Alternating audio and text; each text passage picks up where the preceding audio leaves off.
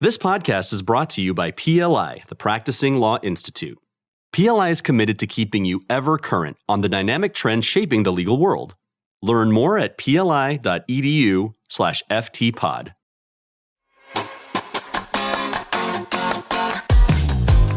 Welcome to Fast Tracked, Emergent Issues in the Legal Profession, brought to you by the Practising Law Institute. I'm your host, Jen Leonard, founder of Creative Lawyers. Buckle up as we hit the gas and explore the most dynamic trends shaping the legal world, from generative AI to DE&I and everything in between. I hope you'll join us as we explore the future of law today. On today's episode, we hear from Ilona Logvinova, Managing Counsel and Head of Innovation for McKinsey Digital, and Darth Vaughn, Managing Director of Legal Ops Plus and Litigation Counsel for Ford Motor Company, about how generative AI is creating opportunities for innovation in the General Counsel's office. I hope you enjoy this insightful discussion.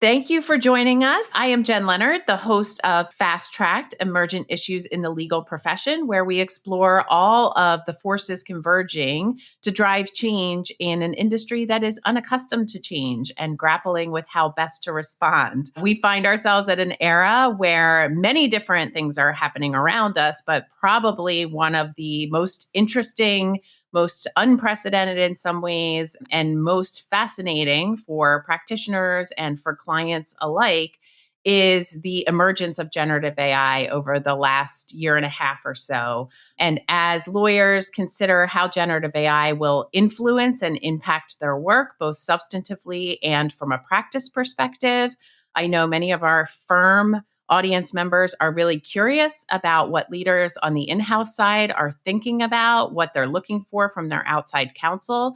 And I know leaders inside of corporate legal departments are also wrestling with all of these questions about how generative AI will impact their team's work and also how they support the broader enterprise in integrating generative AI into its core business model. And so I can't think of two better people to help us understand the landscape here and help surface some of the things that all of our audience members should be thinking about than our two guests today. And I'm thrilled to welcome everybody to Darth Vaughn and Ilona Logvinova. These are two superstars from the General Counsel's office, and I'm thrilled to welcome them today. Thank you for being on the podcast, Darth and Ilona. Thank you for having us. Thank you so much, Jen. So exciting to be here.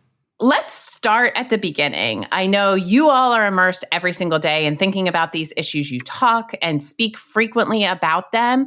But for many people, I think one of the challenges of generative AI is this sort of jagged frontier of understanding the capabilities and also level setting for everybody else so that we're learning together at the same pace.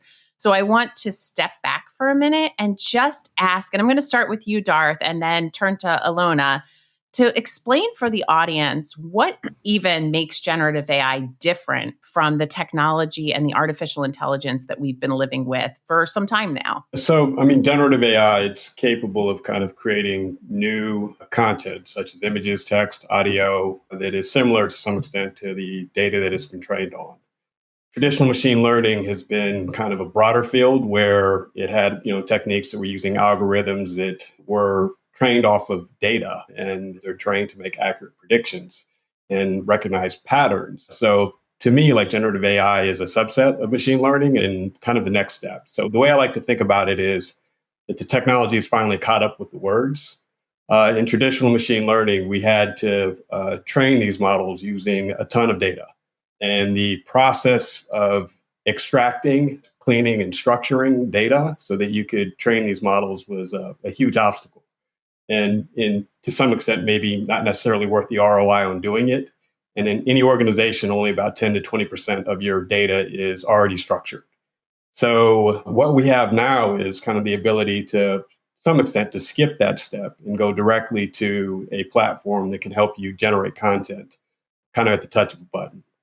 So for me, it's just an evolution of where we've been. If you would have asked me 3 years ago, I thought we were 10 years away from this moment. We're speeding up relatively quickly, and there are new innovations every day. But at the end of the day, in my mind, it's still a tool to be used by people that have subject matter expertise and domain knowledge, and it will continue to get better and faster. I'm just going to pause here too, Darth, just to stop on the word structured. So when you talk about structured data, what comes to mind for me are, all of these years where we had people who were experts in entering data into fields. Is that what you mean by that? Is organizing things into subjects and categories? Correct. So unstructured data to us is just text. So if you get a case evaluation, a narrative about what happened in a particular matter, that's unstructured data. It requires us to read it, to understand it, to put it in context. In order to structure that data, you have to pull out your important data points out of that unstructured data and do exactly what you're talking about. Put it into some type of relational database. And if you've ever had to go through one of those projects where you had to do that at a large scale, it's laborious, time consuming, and takes a tremendous amount of effort. And in order to train traditional machine learning models, you'd have to run a ton of this data through them so that it could pick up patterns over time.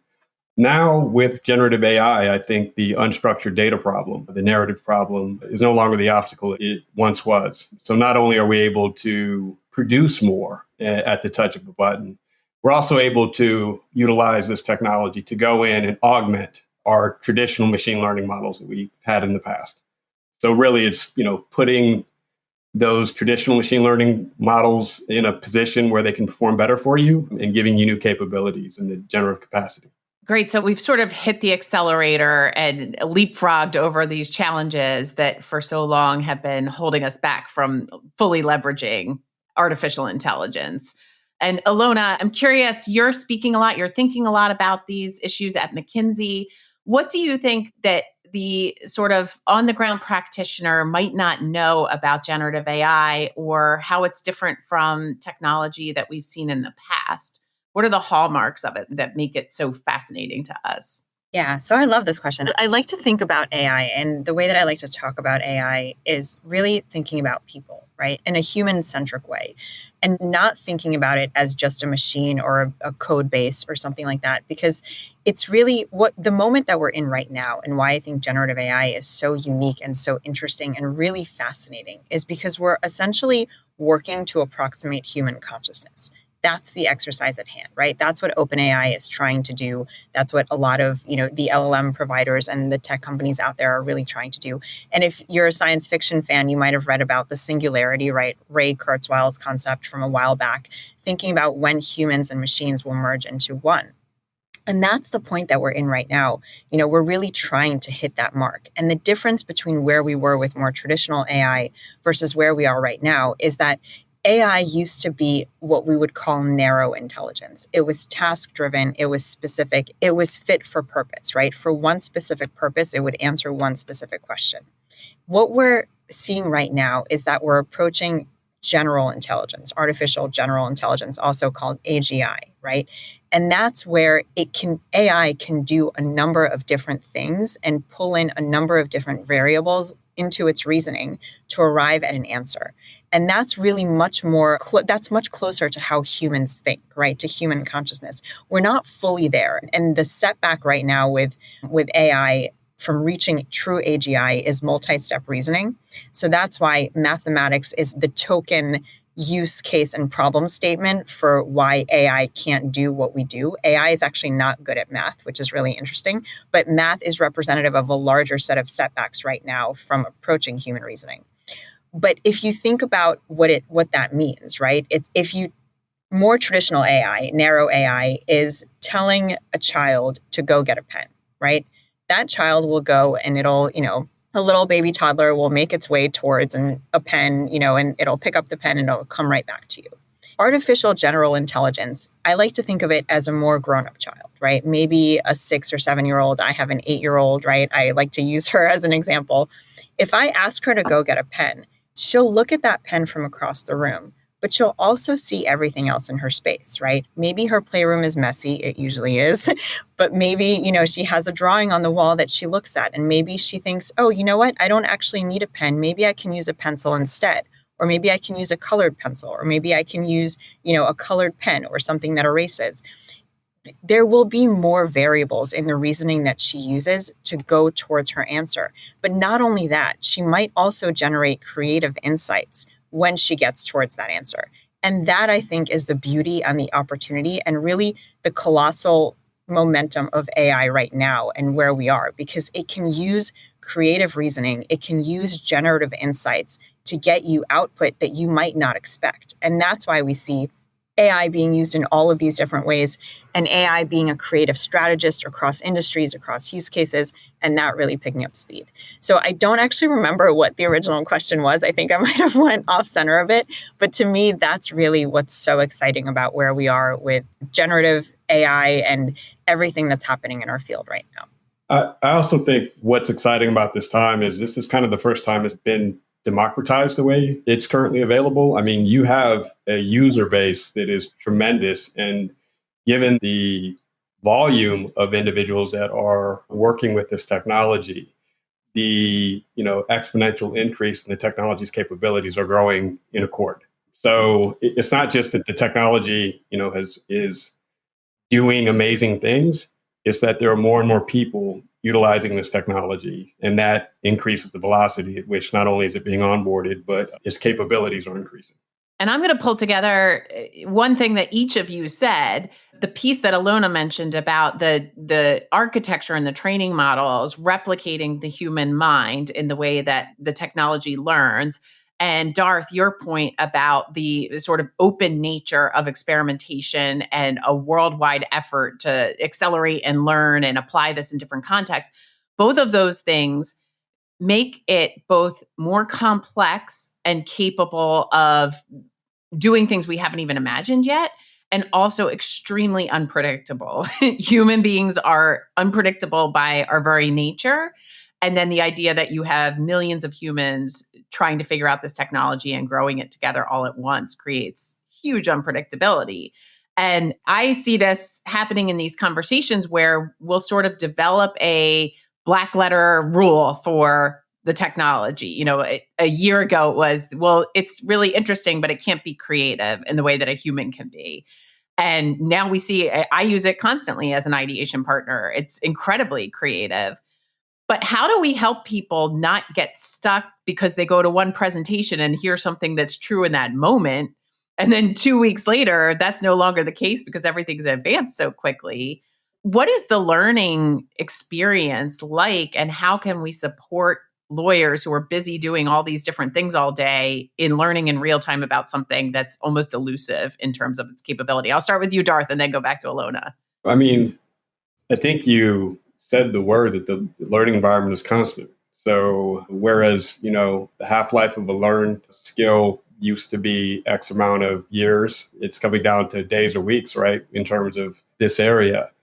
Not only do we have to inform ourselves, we need to be familiar enough with the tool itself so that we understand its capabilities.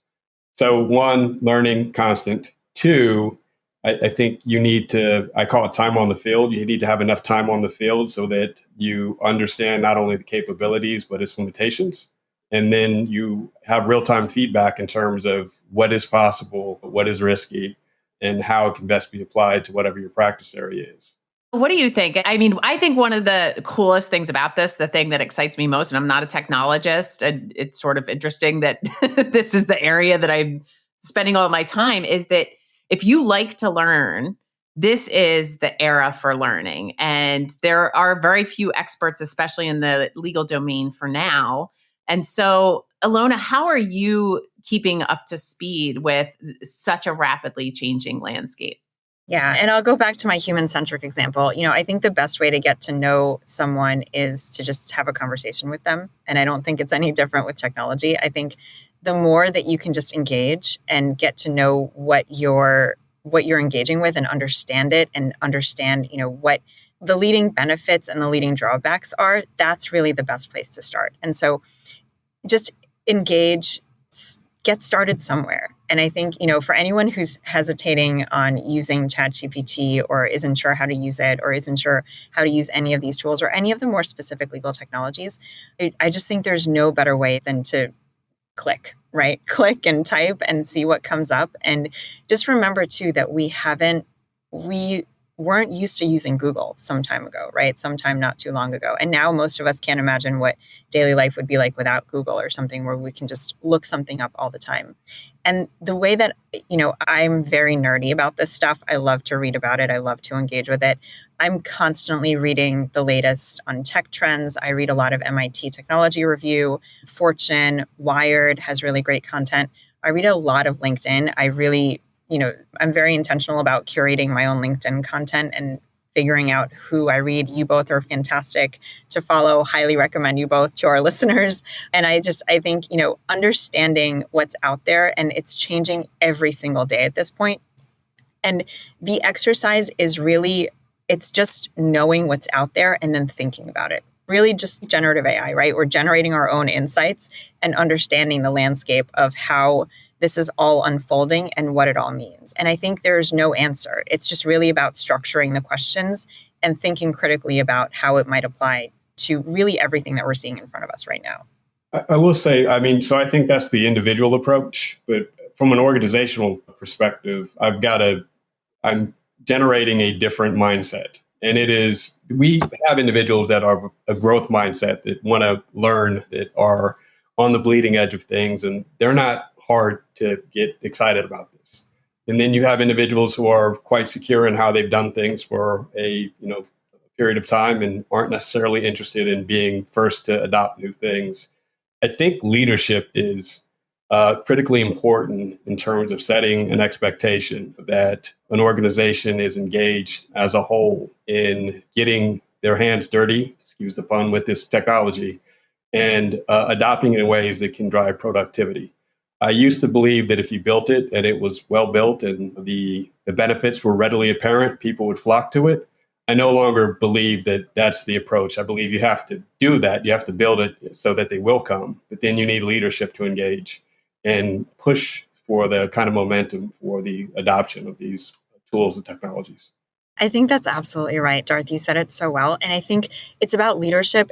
There's an evangelism component to it, right? People need to be inspired to start engaging with it. There needs to be a strategy in place, and there needs to be learning and development that's really thought about. So on an organizational level, I think this is the task at hand for law firms and for corporate legal departments. It's how do you upskill lawyers? And Jen, you do a phenomenal job of this, right? Expanding the lawyer's toolkit and really setting us up for the next generation of lawyering and the reimagination of our profession and the what's next.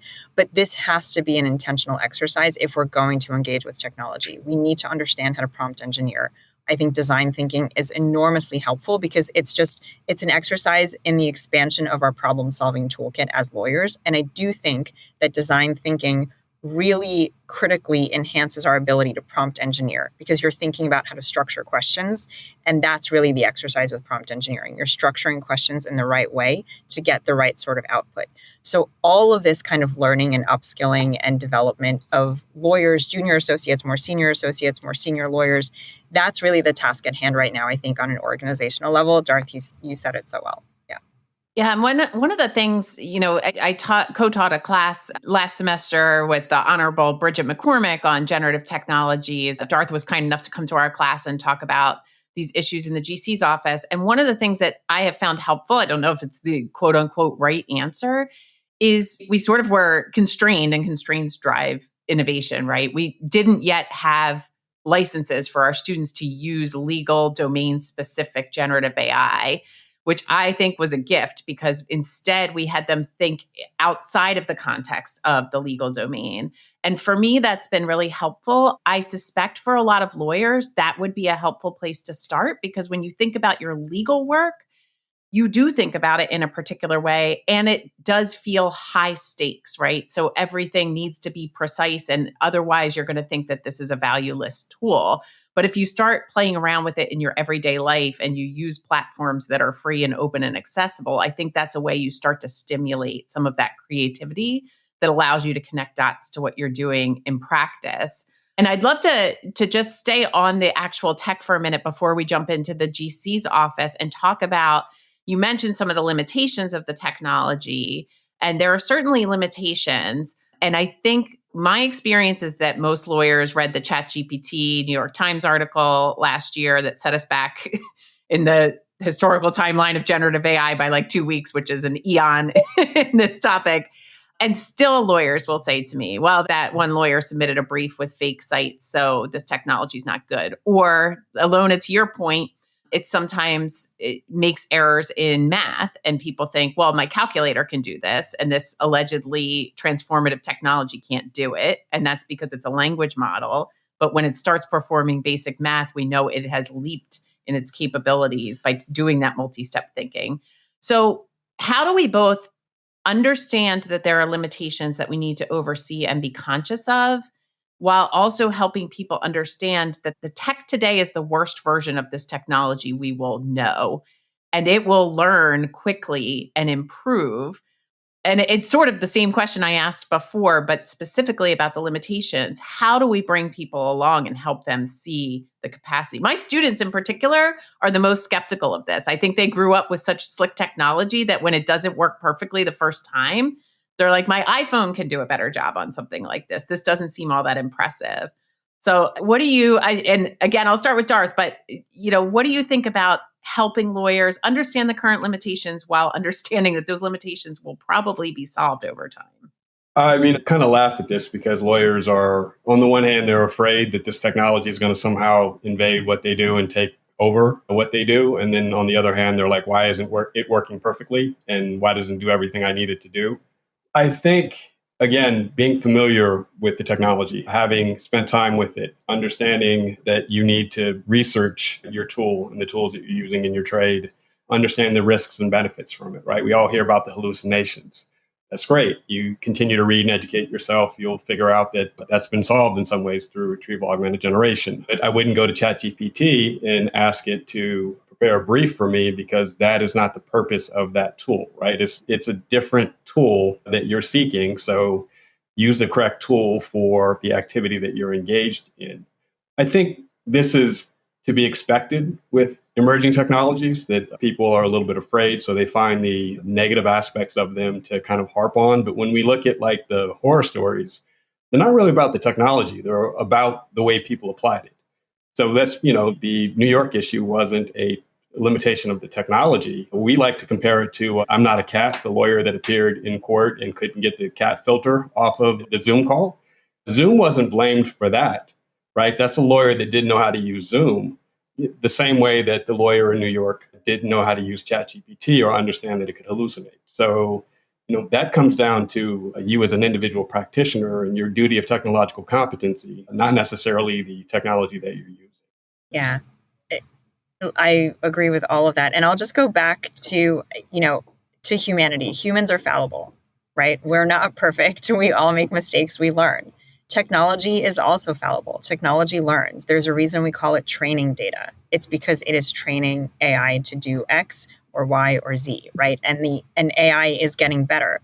And that's why I think thinking through, seeing AI not as a finished tool, but as an iterative tool, as a strategist, as something that's a co-pilot that's sitting there, in just like everything that lives and, exists in the world, it evolves. And I think understanding that there's an evolution to it is really important. I've heard the question around AI, is it a revolution or is it an evolution, right? Is Gen AI sort of revolutionary or evolutionary? And I think it's definitely the latter. I think it is meant to evolve. That is how we've set it up. We as humans are meant to evolve. We're all learning. We're all growing. Growth mindset is tremendous.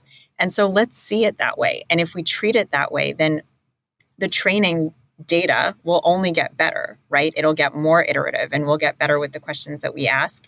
And we ourselves will get smarter as we're making the machines, more fit for purpose for what we're looking for. So this has all been really helpful level setting. Thank you so much for exploring it with me. And I'd love to think about and zoom in on the General Counsel's office. So we've talked about humans. Now we're talking about organizations full of humans, fallible, unpredictable, different psychologies in each one of us. But it seems to me that when you think about the legal services market on the corporate side, you've got the General Counsel's office on the one hand and law firms on the other. And law firms are unique animals in their own right. And they are populated with lawyers, really focused on legal services exclusively. So they're thinking about how all this impacts their work. On the GC side, you are supporting a broader organization that is grappling both with how generative AI will impact its core businesses and also, in some cases, how the organization is serving its clients and customers as they adapt to generative AI. And Ilona, I'm going to start with you because you work in an organization that is one of the most preeminent consulting firms in the world, and centrally is thinking about how it supports its many corporate clients in grappling with this technology. So with that distinction in mind, how is the core enterprise influencing the GC's office in its adoption and use of generative AI in ways that might be different from the way law firms are adopting and thinking about generative AI? Yeah, it's a really interesting question, and it's one that I spend quite a bit of time thinking about. And the way that I think there are similarities and there are differences, but the one similarity that I think is really important, especially for in-house lawyers right now, there's a lot of talk around, will AI replace lawyers? And this perspective is not original to me, but I think it resonates nicely. It's not that AI won't replace lawyers, but lawyers who are effectively using AI will replace lawyers who aren't. And I think that's really true. I think it's also really important to keep in mind, especially on the in-house side, that there is a pacing question that we really need to consider, right? The business side already is, in some instances, or will increasingly use more and more generative AI or assistive technologies to do their work. And so as in-house lawyers, that means that if a contract can be automated, if an SOW can be automated to some extent or done faster, right? Or a PowerPoint presentation that we need to review, that means that it's going to come our way that much faster. And we are already, really busy doing our everyday work. And so if we want to make sure that we're keeping pace with the business, with our business clients, then we need to level up. And we need to level up by also using those same technologies. And so I think one can inform the other. And the analysis is pretty similar for law firms. I think law firms will also start seeing their clients use more and more automation to augment, accelerate, and empower their workflows. And the work will probably come at them that much faster. And so the question is, how will they keep pace? And how will they, increase or shorten the turnaround times on already, very quick timelines? I think that's a trend that's really important to keep in mind. And Darth, you work for a very different company, but also a company that's thinking about generative AI and all these technologies into its core products as well, I'm sure. So how is your department responding and being influenced by Ford Motor Company's, general core business? I think Ilona nailed it.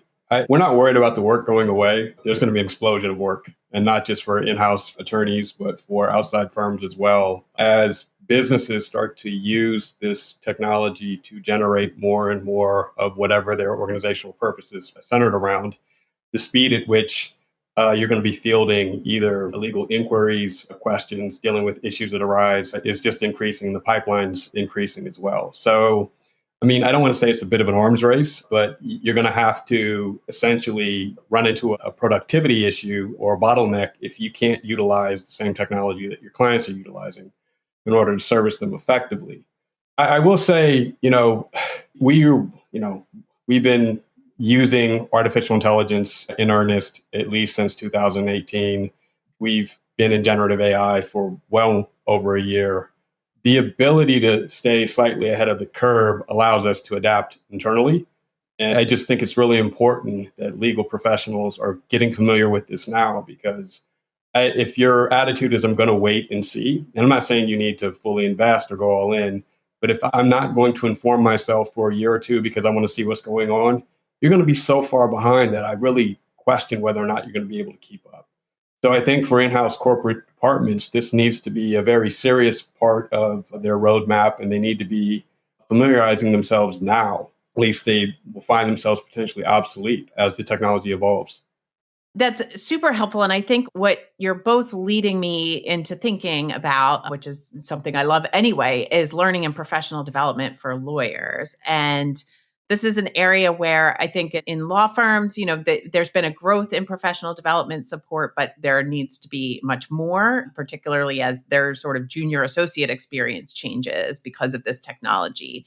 On the in-house side, I would imagine there's even more pressure to build the case historically, because the law department can be viewed as a cost center without the right storytelling techniques and persuasive pitch from the GC's office. So in the midst of all of this work, all this volume and this struggle to keep pace with the core legal work that you're doing, how can the GC's office make the case to the central enterprise that it really needs additional resources for investment in upskilling its lawyers on these particular topics so that in the long term, it can generate more return on investment to do the things that you're both talking about?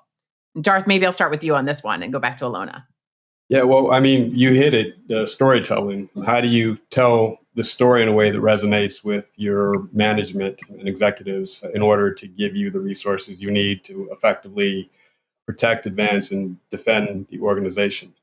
For us, it's, we track very closely what the ROI is on just about any technology that we bring in-house or utilizing. So we are able to show directly through financial estimates potentially what the impact is going to be. And we make our case starting there and then moving towards other metrics that also affect the organization, such as the quality of life of the individuals that are working for the organization, the ability to take repetitive, tedious tasks off of people's plates and move them to a higher and better use of their professional skill is attractive. It helps retain talent, it helps acquire talent, and it helps the organization. So it's not just about numbers, it's about quality, but it's a holistic story that we try to tell. Yeah, and that talent retention piece, I think, has really come to the fore during the pandemic, certainly when people started moving around, for various reasons. But it seems to me, we know that the cost of replacing an attorney is enormous, both financially and from a time perspective. But it seems to me that right now you want to retain your talent even more than ever because of all the pacing issues that Ilona talked about earlier. And Ilona, you are supporting an organization that is known for its professional development and leadership training and teaching and learning environment. So how would you think about this from the GC's perspective of making the case to, not necessarily at McKinsey, but in other corporations, expand the learning and training for lawyers?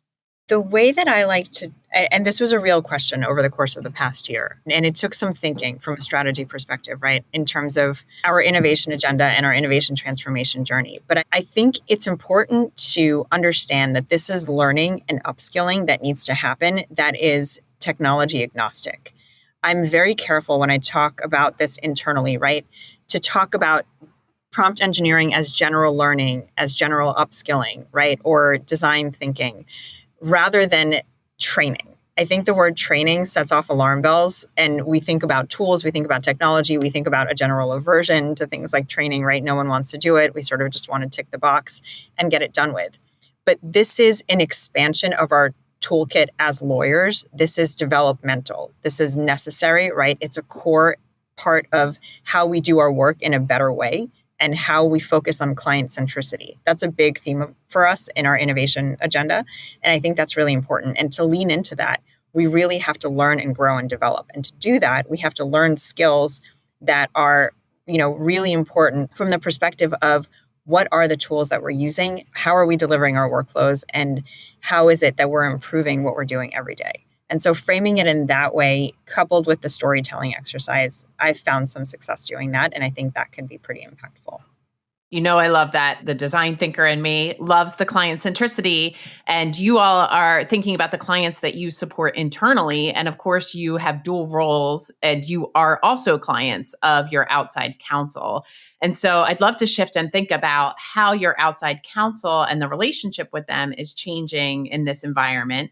And it sounds to me like the great news for law firms is the volume is not going away. The volume is very likely to increase, in part because of the pacing that Darth mentioned and the rapidity with which the work is coming into the GC's office. What about the nature of the work itself? What kinds of issues might outside counsel expect to be hearing about that might be new or an expansion of what they've been focused on before? And Ilona, I'm going to start with you on this one.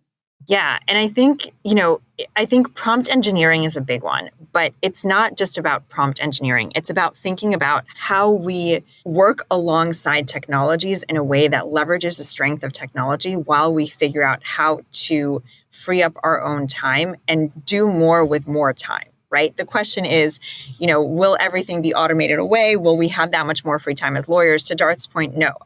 That's not where we're headed, right? We're about to get a lot more work coming our way. But I do think that there is an automation time savings that we will find if we get it right.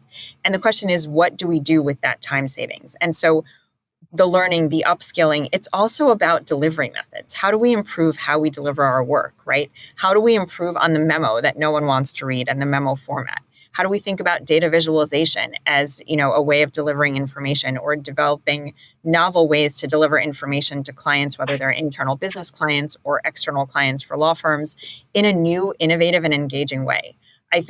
I believe very strongly that we should always meet people where they're at. And I think we have to be realistic and ask ourselves why people love, X, formerly Twitter, or Instagram, or any of these social, or TikTok, right? Social media sites where it's really about visualization and you don't have to read much more than 200 characters. There's a reason we like that. It's because our attention span and the time real estate for our attention is so short, and we like to move around. So why are we still producing massively long form documents as lawyers in our profession? It just doesn't make sense. I think novel delivery methods is one area where there is so much learning and innovation potential, and we should tap into that using higher value judgment enabled by Gen AI as creative strategists. And there's just so much opportunity there. For me, I think look, we're early on in this journey, right? We have been engaged in it what seems like a long time, but the industry is early on in its journey here. So I don't know that it's fair to have an expectation right now of our outside counsel or our law firms with respect to technology. What we have done is asked them and surveyed because we're interested to see who's doing what. That being said, I can foresee a day where the value proposition does change, right?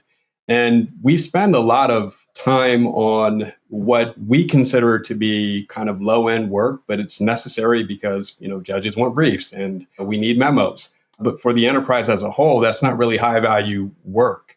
And a lot of that's captured kind of in the production of content, which we pay a lot for, right? But what we really want from our outside counsel is like advocacy and counsel, helping us see around corners, anticipate certain issues. We want outside counsel to have great relationships that can allow us to either get an insight or create a connection. So I just think the value proposition is going to change and shift towards kind of what I think are the higher end, more valuable tasks that lawyers were doing, and shift somewhat away from the production of content. But I don't think that's a bad thing. I don't think lawyers wanted to spend all their time just producing this kind of content for organizations like my own. I think they want to be problem solvers. So I think with this technology, we're going to probably elevate, or at least my hope is that we're going to elevate legal professionals to their highest and best use, which is that as a problem solver, and not just necessarily, banging out discovery responses or responding to particular letters. It's really thinking strategically about how we are going to work with whatever this legal issue is and provide the best advice and counsel to our clients. As somebody who can still recite by memory the answers to interrogatories and requests for admission from 20 years ago, that sounds amazing to me and exciting for future lawyers. At the same time, it sounds troubling from the business model perspective of a law firm. And it's a little bit of an unfair question because these are organizations you're not currently in. But if you were in a law firm, or if you were talking with your outside counsel, how would you be encouraging them to think about this business model that is based on time alone, primarily, and 6-minute increments, and the production of documents, as both of you talked about, memos or briefs, and figuring out how to build the kind of content that Ilona's referencing, inspired from other places, while trying to figure out how to continue being profitable in a business model that's worked for a really long time? And so I guess the question is, what would you be doing as a law firm leader right now to get your arms around a rapidly shifting business model? And maybe, Ilona, I'm going to start with you. Yeah, this is a really interesting question because I think law firms need to respond to this more imminently in a number of ways. I think it's about defining value capture. I think law firms need to figure out what their value is and define it And, you hear a lot of talk right now around the death of the billable hour. Is it the end of an era? And I think we all probably understand to some extent the answer is no. That's a question that's been there for some time.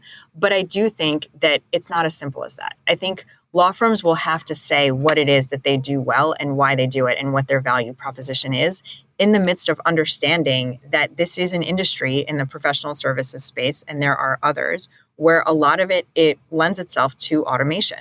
And that's actually a really good thing for us. That is an opportunity. It's an opportunity to say, hey, we can use much more of our expert judgment, in a better way, but we can also do X, Y, Z, right?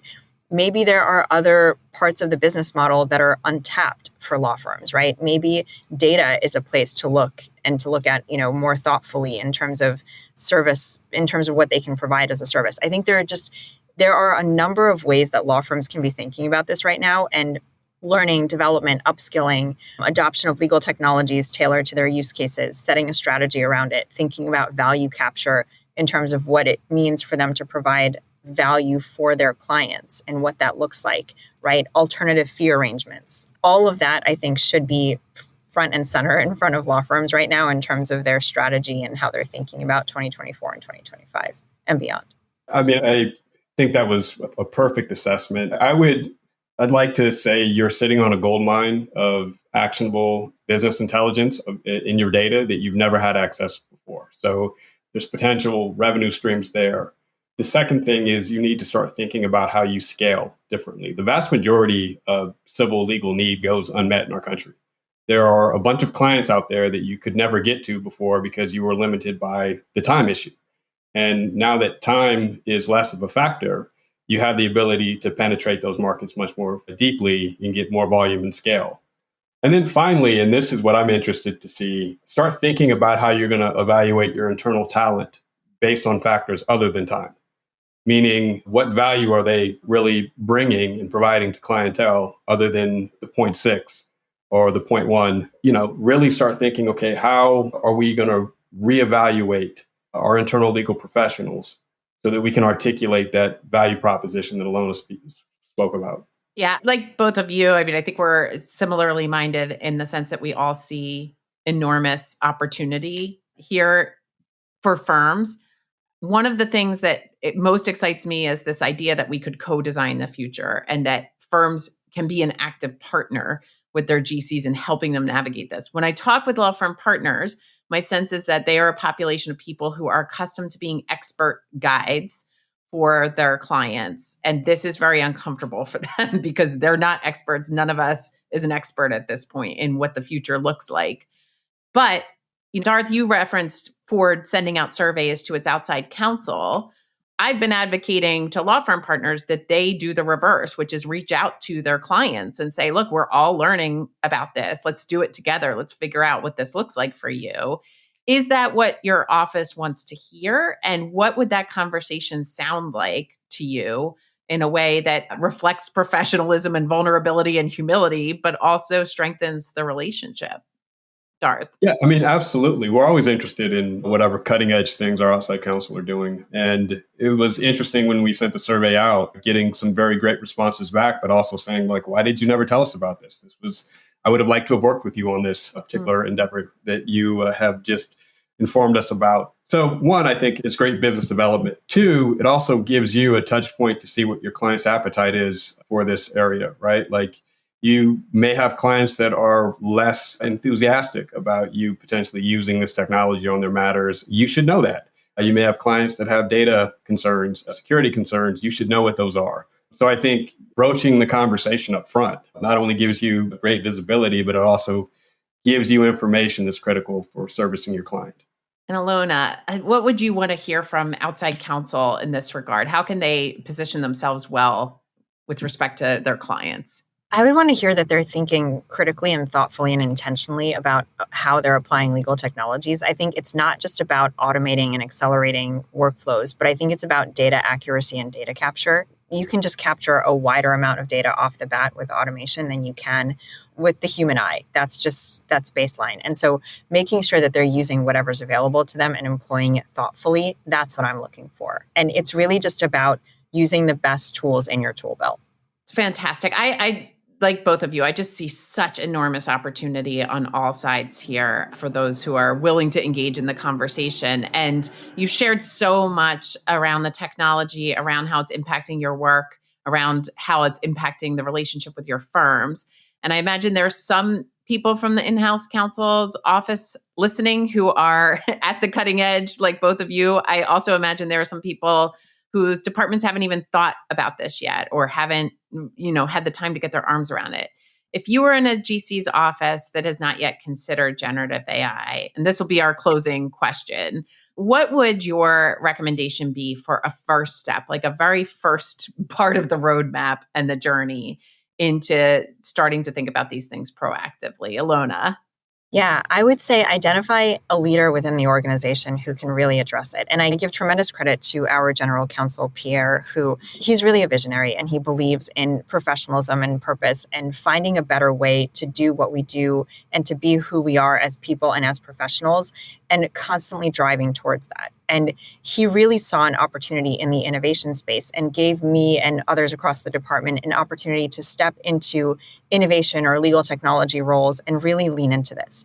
And I think once you have that, once you have people who are passionate about this, who are able to drive an agenda, architect a structure, and really, drive the buy-in and the interest across the organization and find the right tools and find the right learning opportunities, that's really where it starts. And that's really where the momentum builds. Amazing. Same question to you, Darth. I mean, I agree with Ilona. Like, we've got strong leadership. Our Chief Policy Officer and General Counsel, Steve Crowley, has, essentially created an environment where we have momentum behind us, which makes onboarding much easier. At an individual level, if you're at an organization that may not have access to these resources, I think it's incumbent upon you, one, to educate yourself. There's a ton of information out there that is free and readily available.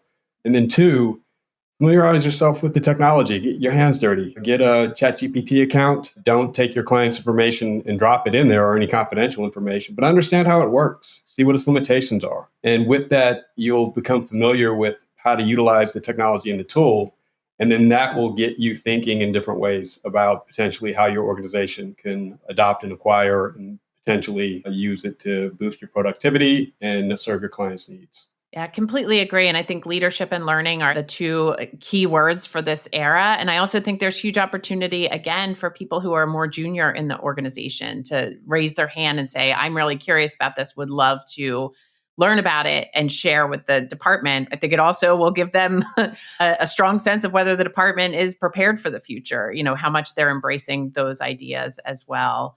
Well, I learn just an incredible amount every time I talk to one of you at a time. So getting to talk to both of you in the same conversation has been just a delight. I'm excited to continue exploring all of this with both of you into the future. I know our audience is grateful for your time and your expertise. And I want to thank everybody for joining our conversation today with Darth Vaughn and Ilona Logvinova. Thank you so much, Jen, and thank you, Darth. Such a pleasure. Thank you both. Appreciate you. Thank you for joining us on Fast Tracked. I hope you enjoyed this fascinating conversation as much as I did. Visit pli.edu for more insights, education, and resources for navigating this dynamic landscape. And until next time, stay curious and stay adaptable as we work together to chart a course into an exciting future.